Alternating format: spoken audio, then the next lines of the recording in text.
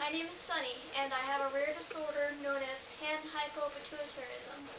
For Rare Disease Day, since I saw that you guys wanted the videos of how we live with our disorders day by day, I thought that I might go ahead and get involved and make one. My disorder really, honestly, is pretty manageable. So the only thing that I have to really do every day is to take this little concoction of pills here.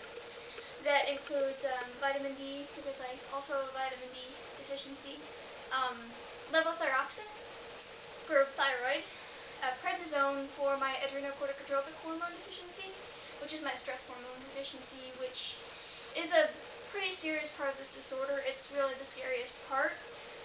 It could be fatal if something bad happened and our bodies can't create the stress. If that ever did happen, I've got this shot that I could take, which I really don't want to take because, ouch. I mean, look at how big that needle is. But luckily I've never had to do this before. But if I ever have a really serious situation where, say if I'm puking and I can't keep my medication down, or if I'm in a serious car accident or something really traumatic happens and I start going into shock, this saves my life. So, that. And, got my birth control, which covers my progesterone and estrogen. If I didn't take this, I wouldn't have a period, which sounds really nice, but that could cause a lot of problems, so I need to take that up off the floor real quick.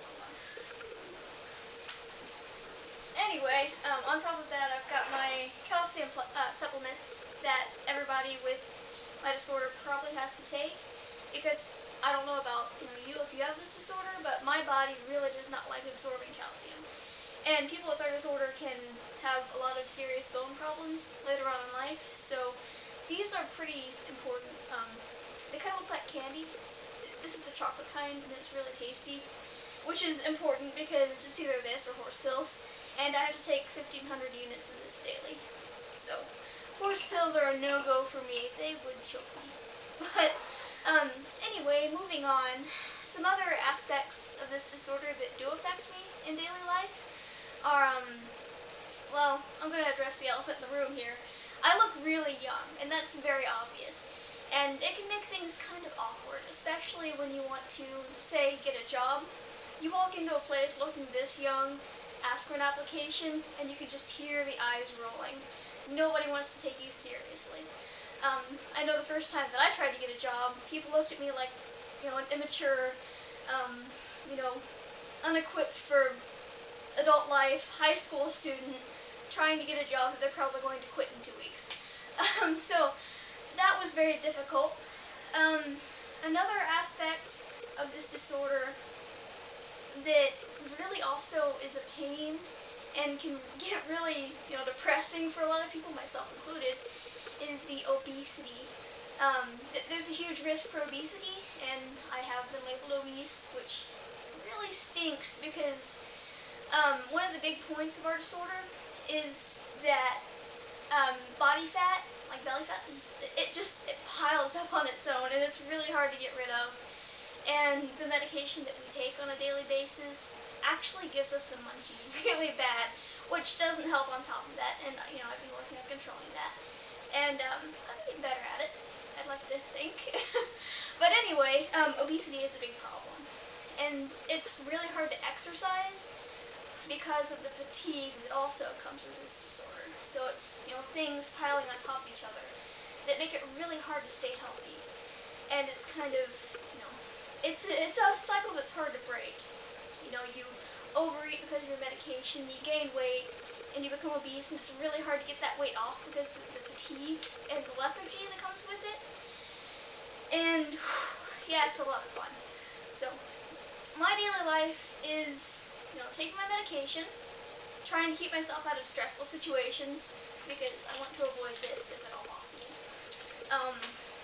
And watch what I eat, for sure, because obesity is already a problem, and I want to make sure I can reverse that if possible. I was just labeled obese, so I kind of have a little, spark of hope left that I can get that fixed, so I'm working on that. So watching health is a big thing. Fighting fatigue is coffee, which honestly I'm really not supposed to have. Coffee and tea for the caffeine. Those are a big help because there are some points in my day where my body just has no energy whatsoever. And I don't have a job. I'm a housewife. I clean the house and do laundry all day. That's about it. And I cook too. But my point is I'm really not straining myself and I get a lot of really good sleep. But my body just won't come back with that energy, which really stinks, but I try to fight that. And that's something you have to do with this disorder, is fight that fatigue. And sometimes it can feel impossible. You're stuck on the couch, you can't move, you feel you can get pretty depressed. And I think that a lot of people with this disorder probably deal with depression. I have. And it's something that you really have to work on.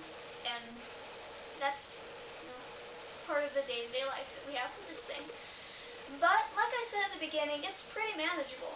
And if you know what you're doing, you can have a semi-normal life. I guess, really, that's about it. I'm going to add this to my YouTube channel as well as the RareDiseaseDay.org page. If you're looking at this from YouTube, I want to show you this website. RareDiseaseDay.org. I'm going to have a link in the description. I want you to go check it out. I'm looking forward to Rare Disease Day coming up on February 28th, and I really hope that you'll join me in celebrating. There's really not much I can do in my small town, in my area, but I've been trying to spread the word, and I went to the National Organization for Rare Disorders website. There will also be a link to that in the description, and I ordered one of these Rare Disease Day buttons. It was like $4. I know that seems like a lot for this little tiny thing, but I think the money goes to a good cause. And I wish I could donate more, but that's all I can do for now. I really hope that you'll go and get one of those and put on your jacket. And if people ask about it, tell them about Rare Disease Day. Spread the word about rare disorders like panhypopituitarism, or whatever else you might have, or somebody else might have. There are a lot of things on this website that you can do for solidarity as well, if you want to support people with rare disorders like myself. And I would love it if you would go there and check it out. And if you have any questions, as always, leave it in the comments. I would love to have a conversation about this with you. And that was my Obama impersonation. Anyway, that's about it. Happy Rare Disease Day, guys.